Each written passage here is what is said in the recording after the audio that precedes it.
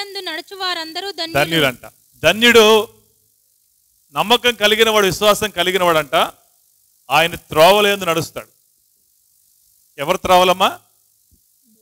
దేవుడు చెప్పిన త్రోవలు, అంటే దేవుడు చెప్పిన మార్గంలో మాత్రమే నడుస్తాడు. నీకు నచ్చినట్లుగా, నాకు నచ్చినట్లుగా, మనకు నచ్చినట్లుగా బ్రతుకుతాడు కుదరదు. హల్లెలూయా. నమ్మకం కలిగిన వాడు, విశ్వాసం కలిగిన వాడు ధన్యుడు అన్న ఆ మాట విశ్వసించి జీవిస్తున్న ఆ వ్యక్తి ఏం చేస్తాడంటే దేవుని యొక్క త్రోవల్లోనే, అంటే చెప్పిన మాటలోనే, మార్గంలోనే బతుకుతాడు. అంతే, దానికి ఏ మాత్రం పక్కకి జరగడాడు, పక్కకి జరగడు, ప్రాణం పోయిన జరగడు అన్న విషయాన్ని దేవుడు గుర్తు చేసినప్పుడు నాకు ఒక వ్యక్తిని దేవుడు గుర్తు చేశాడు. యోసేపుని దేవుడు గుర్తు చేశాడు. యోసేపు అన్న వ్యక్తి మనందరికీ తెలుసు కదా. ఆయన జీవితం ఎలాంటిదో తెలుసా? ఆదికాండంలో కొన్ని సంఘటనలు మనం చూసుకుందాం. ఆ వ్యక్తిలో ఉన్న గొప్పతనం, ఆ వ్యక్తి కలిగి ఉన్న నమ్మకం ఎలాంటిది. ఆదికాండం చూడండి, 37వ అధ్యాయం చూడండి. ఆ వ్యక్తి దేవుడి ఎడల ఎలాంటి నమ్మకాన్ని కలిగి ఉన్నాడు, ఎలాంటి విశ్వాసాన్ని కలిగి జీవించాడు అన్న దేవుడు గుర్తు చేశాడు. పేరుకు మాత్రమే నమ్మిన వారికి ఏదో అలా ఉండొద్దు. మన ప్రేమ ఎలా ఉండాలంట? యేసుప్రభు మనల్ని ప్రేమించాడు. యేసుప్రభు మనల్ని ప్రేమించాడు. ఆ ప్రేమని ఎలా చూపించుకున్నాడు? ఆయన ప్రాణం పెట్టాడు. మన ఎడల కలిగిన ఆ ప్రేమ ఏం చేసిందంట? ఒక టైం వచ్చేటప్పుడు, ఒక సమయం వచ్చేటప్పుడు ప్రాణం పెట్టడానికి కూడా ఇష్టపడ్డాడు. అది నమ్మకం అంటే. హల్లెలూయా. ఆయన మనల్ని ప్రేమించాడు.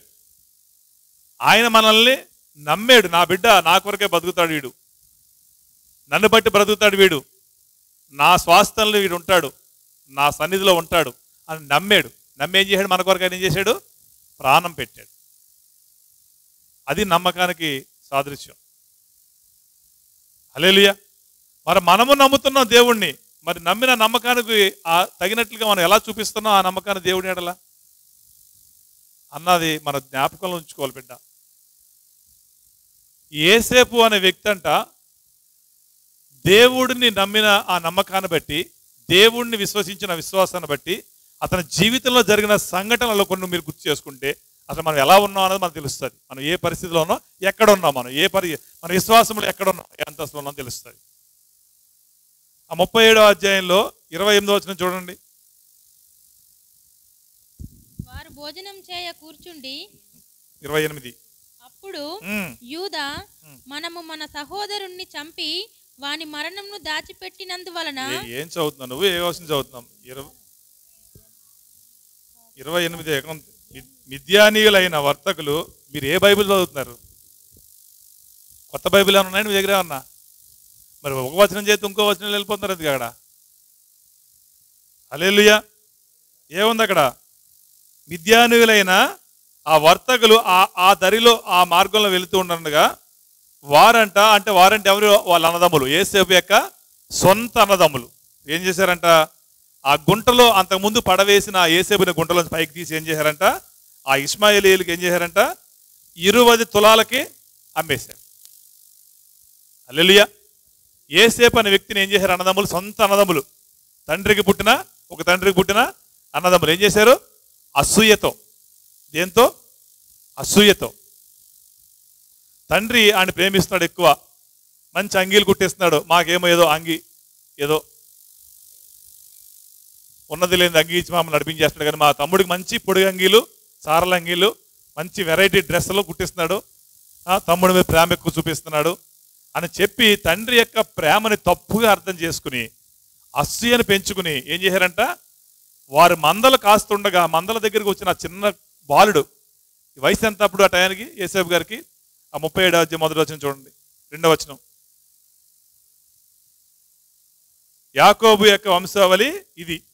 యోసేపు ఎలాంటి వాడంట? 17 ఏళ్ళు, అంటే 17 సంవత్సరాలు. ఎంత వయసు? 17 సంవత్సరాలు. గుర్తుపెట్టుకోండి, 17 సంవత్సరాల వయసు కలిగిన వ్యక్తి అంటే కాలేజీ చదువుకుంటున్న వ్యక్తి, చిన్న వ్యక్తి.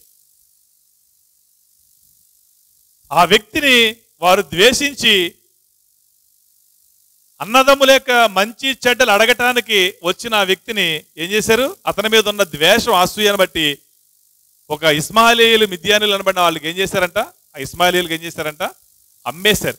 ఒక 20 రూపాయలు అనుకుందాం, పోయిందా ఉంది 20 తులాలని రాసాడు అంత, కానీ ఒక 20 రూపాయలు అనుకుందాం. అప్పుడు 20 అంటే గొప్పదే కదా, కొన్ని వందల వేల సంవత్సరాల క్రితం 20 అంటే ఇప్పుడు కొన్ని 20 కోట్లు ఉండొచ్చు, ఇంకా ఎక్కువ ఉండొచ్చు లెక్కేస్తే. హల్లెలూయా. అమ్మేశారంట, అమ్మివేయబడ్డాడు. అంటే తండ్రి దగ్గర నుంచి దూరం అయిపోయాడు. సొంత అన్నదమ్ములు తోడుంటారు, కాస్తారు, కాపాడతారు అన్న వాళ్ళ దగ్గర నుంచి దూరం అయిపోయాడు. దూరం అయిపోయింది. అది ఎక్కడికి వెళ్ళాడంట? 34వ వచనం చూడండి. ఒక నిమిషం. 36వ వచనంలో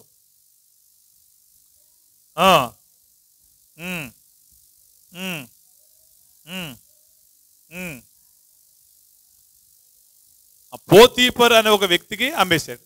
ఈ కొన్న వాళ్ళు ఏం చేశారంట? వాళ్ళు కొంత లాభం చూసుకుని, వ్యాపారస్తులు కదా వాళ్ళు ఎవరంటే వాళ్ళు వ్యాపారం చేస్తారు, మనుషుల్ని కొని అమ్ముతారు దాసులుగా, బానిసలుగా. ఇక్కడ 20 తులాలు కొన్నారు వీళ్ళు, అంటే ఒక 20 రూపాయలకు కొన్నారు. అక్కడికి వెళ్ళి రాజు సైన్యాధిపతి కదా, సంరక్షకుడు కదా, 100 రూపాయలకు అమ్మే ఉంటారు. ఎంతగా అమ్మేశారు మొత్తం, అక్కడ ఎంత లేదులేండి, చెప్తాను మీకు. వ్యాపారస్తులు కాబట్టి అమ్మేశారు. ఆయన కొనుక్కున్నాడు, పోతీఫర్ కొనుక్కున్నాడు ఈ వ్యక్తిని చూసి నమ్మకంతో. హల్లెలూయా.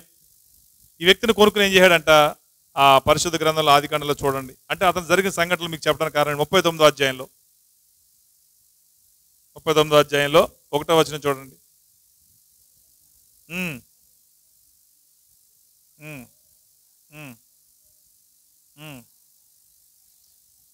అక్కడ చెప్పడం ఏంటంటే, యోసేపుని ఐగుప్తుకి తీసుకొచ్చాడంట. ఆ ఇస్మాయిలీయుల దగ్గర కొన్న వ్యక్తిని తీసుకొచ్చినట్టుగా అక్కడ లేఖనం తెలియపరచబడుతుందన్నమాట. తీసుకొచ్చే వ్యక్తి ఏం చేశాడంట? తన ఇంటి మీద ఒక వ్యక్తిగా, తన ఇంటికి సంబంధించిన పనిని చూసుకోవడానికి ఆ వ్యక్తిని అధికారంగా పెట్టాడంట. ఆ వ్యక్తి పోతీఫరు యోసేపుని కొన్నాడు. కొనుక్కున్న పోతీఫరు యోసేపుని కొన్న పోతీఫరు ఏం చేశాడంట? యోసేపుని తన ఇంటి మీద ఒక అధికారిగా పెట్టుకోండి, ఇంటి బాధ్యతలు చూసుకోవడానికి, ఇంటి పనులు చక్కదిద్దడానికి, ఇంటి మీద ఉన్న మనుషుల్ని పని పురమాయించుకోవడానికి పెట్టాడంట. నమ్మకంగా ఉన్నాడంట. ఎలా ఉన్నాడు అక్కడ? ఇంటి మీద నమ్మకంగా ఉన్నాడంట. దేవుడు అధిష్టపడ్డాడంట.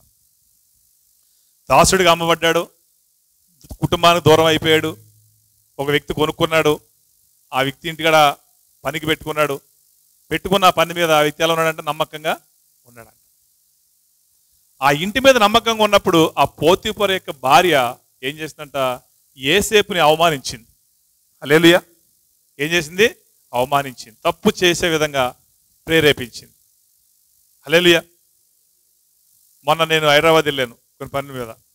ఎవరో ఒక అతను వచ్చాడు ఇక్కడికి, వచ్చి బాబాయ్, బెండరా బాబాయ్ ఆ టైంలో ఇక్కడ ఉంటే ఒక కోడిని పట్టుకు ఇవ్వరాదు నాకు అన్నాడంట. ఏమన్నాడు? కోళ్ళు ఉన్నాయి కదా, ఒక కోడిని పట్టుకి పైలు ఇస్తా అన్నాడంట. కోళ్ళని ఒక పట్టుకు ఇయ్యి పైసలు ఇస్తానంట. సరే పైసలు ఇస్తానని మాట మంచిదే, చక్కగానే మాట్లాడాడు. కానీ పైసలు ఇస్తానన్నాడు. ఆ మాటని బట్టి యోసేపు మన ఏలియా బాబాయ్ కోడిని పట్టివచ్చా? మామూలుగా పట్టివచ్చా? మామూలుగా ఏంది, ఇవ్వకూడదు కదా, అంతే కదా, ఎవరన్నా అంతే కదా. దేవుడి సన్నిధిలో ఉన్నాం, దేవుడు పని ఇచ్చాడు, ఏదో అయ్యగారు లేడు, అన్న లేడు అన్నప్పుడు ఎవరో వచ్చి అడిగారు అనుకో, ఏం చేస్తాం? డబ్బులు ఇస్తున్నారని చెప్పి ఇచ్చేస్తావా? డబ్బులు ఇస్తున్నారు, అలా అది ఊరికి అడగట్లేదు, అయినా ఇస్తావా? ఇవ్వం. కారణం ఏంటంటే నమ్మకానికి ఏంటంటే గుర్తు. అయ్యని అడగాలి, చెప్పిందే. హల్లెలూయా, హల్లెలూయా. కాయలు కావాలన్నాడు, ఒక్క కాయ కూడా తెంపొద్దు, నువ్వేమైనా కావాలో అయ్యి ఫోన్ చేయి, నాకు చెప్తే తెంపుకో. హల్లెలూయా. ఒక్క కాయ కూడా నువ్వు తెంపొద్దు, నువ్వు ఎంత దగ్గరోడు అయినా. అడు మనకు తెలుసున్నోడే, మాధవరపుడే. అయితే దానికి ఒక లెక్క ఉంటుంది కదా, ఒక పద్ధతి ఉంటుంది, ఒక క్రమం ఉంటుంది కదా. హల్లెలూయా. ఈ పోతీఫర్ అనే వ్యక్తి యోసేపును తన ఇంటి మీద బాధ్యత కలిగిన వ్యక్తిగా పెట్టుకున్నాడు. కానీ ఈ భార్య ఏం చేస్తుంది? అతని బాధ్యతలని ఆటంకం కలగజేస్తుంది. చేసే పని చేయకుండా అడ్డం పడుతుంది, చేసే పని చెయ్యకుండా అడ్డం పడుతుంది, చెయ్యకూడని పని చేయమని ప్రేరేపిస్తుంది. అప్పుడు అన్నాడు, ఈ బాధ్యత నాకు యజమానుడు ఇవ్వలే, ఈ పని నాకు ఇవ్వలేదు, నన్ను కొన్నవాడు నాకు పని చెప్పాడు, ఆ పని మాత్రమే నేను చేస్తా, వేరే పని చెయ్య. ఆయన ఆయనకి ఇష్టం లేని పని నేను చెయ్య, ఆయన బాధ పెట్టే పని నేను చెయ్య అన్నప్పుడు ఆమె ఏం చేసిందంట? కోపం కదా, నా మాట వినవా, యజమానురాలు కదా, ఇప్పుడు యజమానుడి తర్వాత యజమానురాలే కదా ఇంటికి, హల్లెలూయా, నా మాట నువ్వు వినవా అని చెప్పి ఏం చేసినట్టు భర్త రాగానే ఆ 39వ అధ్యాయంలో ఈ విషయాలు ఎందుకు చెబుతున్నానంటే యేసేపు జీవితంలో జరిగిన సంఘటనలు మీరు తెలుసుకోవాలి. 39వ అధ్యాయంలో చూస్తే ఆ భార్య ఏం చేసిందంట, పోతీఫరు భార్య ఆ పోతీఫరు భర్త దగ్గరికి వచ్చినప్పుడు చెప్పిందంట, కాని మాటలు ఎన్ని ఉన్నది లేని చెప్పిందంట. చెప్పినప్పుడు ఏం చేశాడంటే ఇక్కడ 19వ వచనం,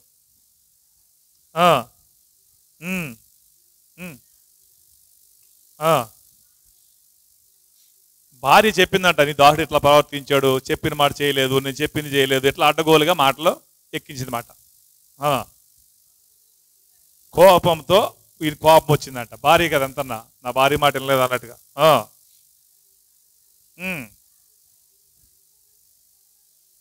శరసాలు అర్థమైంది, మాట సరిపోద్దమ్మా. భార్య మాటలు విన్నాడు, కోపం వచ్చింది, తీసుకెళ్ళి ఎక్కడేసాడు? రాజు తిరుగుబాటు చేసేవారు ఖైదీలని పెట్టే జైల్లో ఇతను కూడా వేసేసాడు, జైల్లో పడేసాడు. ఎంత కష్టాలు చేసావో చూడండి. 17 సంవత్సరాల వయసు అంటే ఎదగనే అంతే కదా, అనుభవాలు ఉంటాయి. 17 సంవత్సరాల వయసు అంటే ఏముంటుంది పాపం, ఎవరైనా చూసినోడా?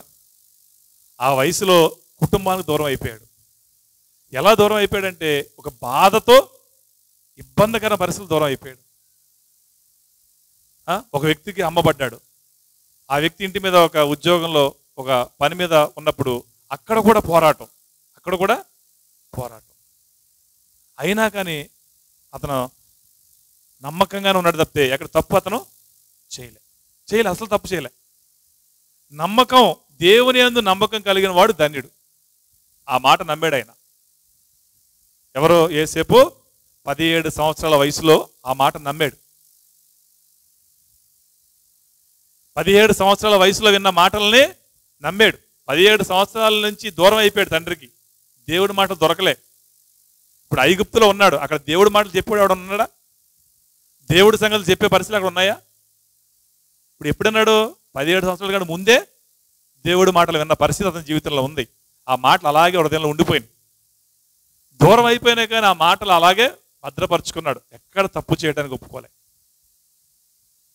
ఒక మంచి పొజిషన్లో ఉన్నాడు, తప్పు చేసినా అడిగేవాళ్ళేడు. అయినా కానీ దేవుడికి భయపడ్డాడు. దేవుని యందు నమ్మకం కలిగి వాడు తప్పు చేయడు. తప్పు చేస్తాడా? దేవుడు నమ్మకం తప్పు చేస్తాడా? తప్పు చేయడాన్ని నమ్మకం లేనివాడు. నువ్వు నమ్మకం ఉన్నా అనుకుంటున్నావు, నువ్వు మోసం చేసుకుంటున్నావు అంతే. ఇంతే, దీంట్లో ఏమి ఉండదు, అమ్మ బొమ్మ అన్న ఏమి ఉండదు అక్కడ. తప్పు చేస్తే నమ్మకం లేనట్టే. తప్పు చేస్తే ఏదైనా కానీ నమ్మకం లేనట్టే. నీకు కోటి రూపాయలు వస్తున్నాయా, తప్పు చేస్తావా, నమ్మకం లేనట్టే. నువ్వు కోటి ముఖ్యమా, నేను ముఖ్యమా దేవుడు అడిగాడు అనుకో, ఏమంటావు? అప్పుడు జనరల్గా ఏమనాలి మనం? అందరే జనరల్గా ఏమనాలి? అంతే కదా. అలాంటి మనసు మనలో ఉండాలి. డబ్బును బట్టి సాతానుగాడి యొక్క ప్రధాన ఆయుధం ఏంటంట? డబ్బే. ఏంటంట స్టీఫెన్? డబ్బే. డబ్బుతోనే ఎక్కువ మనుషులను బలంగా పడగొడతాడు. యేసు ప్రభువునే ఏం చేశాడు? అంతే కదా, ఆయనకే డబ్బుని లంచం ఇవ్వాలని చూపాడు. ఇదంతా నీకు ఇస్తాను, నాకు మొక్కు అనడా లేదా? అంటే డబ్బు మనిషిని ఏ విధంగా బలహీనపరుస్తుందని అర్థం చేసుకో. హల్లెలూయా. అలాంటి పరిస్థితులు యేసేపు చిన్న వయసులో ఆ ఇబ్బందులకర పరిస్థితుల్లో జీవిస్తూ ఉన్నా కూడా ఎక్కడ దేవుని యందు కలిగిన నమ్మకాన్ని ఎక్కడ తక్కువ చేయలేదు. కారణం ఏంటంటే నమ్మకం కలిగిన వాడు ధన్యుడు అన్నాడు. ఆ ధన్యుడు అన్నకాడ పడిపోయింది ఆయన మాట. ధన్యుడు అన్నకాడ ఆయన మనసులో పడిపోయింది. దేవుడి యందు నమ్మకం కలిగిన వాడు ధన్యుడు అన్నాడు అంటే దేవుడు నా కొరకు ఏదో సిద్ధం చేశాడు, నమ్మాడు. హల్లెలూయా. ఆ నమ్మకము తగినట్లుగా ఆ విశ్వాసాన్ని కొనసాగించిన ఆ జీవితాన్ని బట్టి, ఆ జైల్లో పడ్డా కానీ ఆ యొక్క యథార్థతను కాపాడుకున్న ఆ యథార్థతను బట్టి ఆ వ్యక్తికి ఏం కలిగిందో తెలుసా? ఎలాంటి ఆశీర్వాదాలు పొందుకున్నాడో తెలుసా? అదే ఆదికాండంలో 41వ అధ్యాయంలో 46వ వచనం. ఉమ్,